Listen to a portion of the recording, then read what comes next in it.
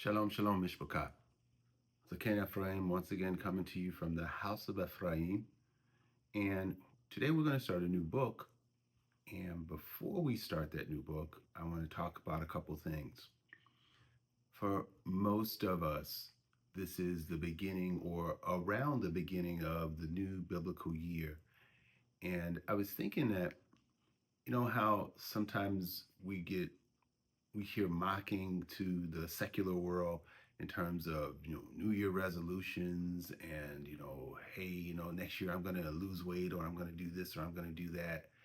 And I was thinking about how even in our set apart world, we find that these markers have some value to sort of say, look, from here forward, such and such, or have this, that, or the other expectation. And I was kind of just mulling on the thing because I was talking to one of my Akeem, and he was saying, that we were in the quote unquote dead season before, and now, we're, coming into the newness, which of course is what spring is like, and which makes sense for it to be the beginning of the year. But on top of all of that, this is the entrance into the first biblical Moadim outside of Shabbat. And so we're approaching or already in, depending on when you watch this video, uh, the Pesach or unleavened bread season. And beside the fact that the secular world and some of us, use these annual markers as, this is a good time to change this, change that, is sort of our fiscal year, if you know that term. Um, it's kind of interesting because the Most High chose to deliver Israel out of Mitzrayim at the head of the year plus some days, right?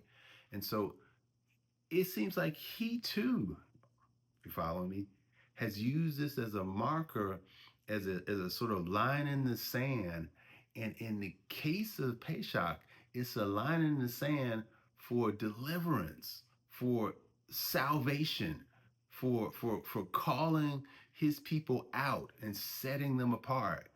And so, maybe it's not such a bad idea to remember the beginning of a year and to make commitments or to make declarations or to cry out to the Most High, et cetera, et cetera. Because if this the season and he thought it was a good time to set people free, then maybe the issues of life that are troubling you can find themselves as victims to his wrath, to his might, hallelujah, and to bring forth that deliverance, that salvation that you need in your life, or your family needs, or your community needs, et cetera, et cetera.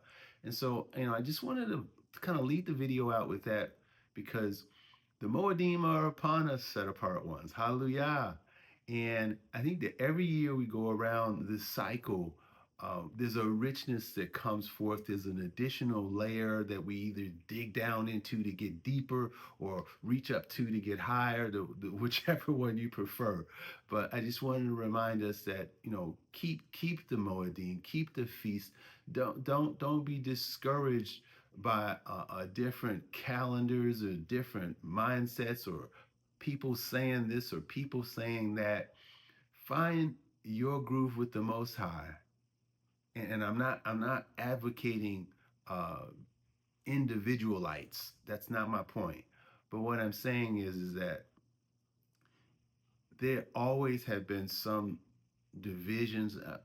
I might even call it schism regarding when the day should be and that day should be. And I believe that's what Shaul is really talking about in Romans 14. I believe that's what he's really talking about in Colossians. I don't believe he's negating or saying we don't do any of the feasts, or we don't care about Shabbat anymore. That doesn't seem to fit with his MO. And the more I talk, this becomes a mini lesson, but I'm going to try to wind it back down and say, hey, keep the feast. Find those who love Yahuwah, who are nearby you, or you have electronic connections with, and keep the feast of Elohim, because he's promised that during these feast times, you remember Moed? I mean, it's an appointed time, that He would meet us there. And whether He's meeting us all together like He will one day or not, that's not the deal. Because they think it's this day, they think it's that day. But when we meet Him and our hearts are put in this place, and the Tehillim comes to life of how good and pleasant it is for brethren. And hey, I ain't got nothing against sisters too, dwelling together in unity. When we find ourselves in those places, there's this expectation. At least I wanna excite the expectation that Yahuwah will show up by Haruach, and that He will do things into us that we'll see and we won't see. But the thing about it is that He will do something. He will manifest in our midst and bless us and cause us to be a blessing. And if I could sum up what this is all about, that was it right there. In Bereshit chapter 12, He said to Abraham, our father, He says that I will bless you, and I will bless those that bless you, and curse those that curse you. And through you, I will bless all the nations of the earth. And so, woe is, what's going on? All I'm saying is that that promise hasn't stopped. And during the Moadim is an opportunity to taste and see some of that. And I pray that you all will take advantage of it. And I bless the Most High for giving it to us, and you all for listening.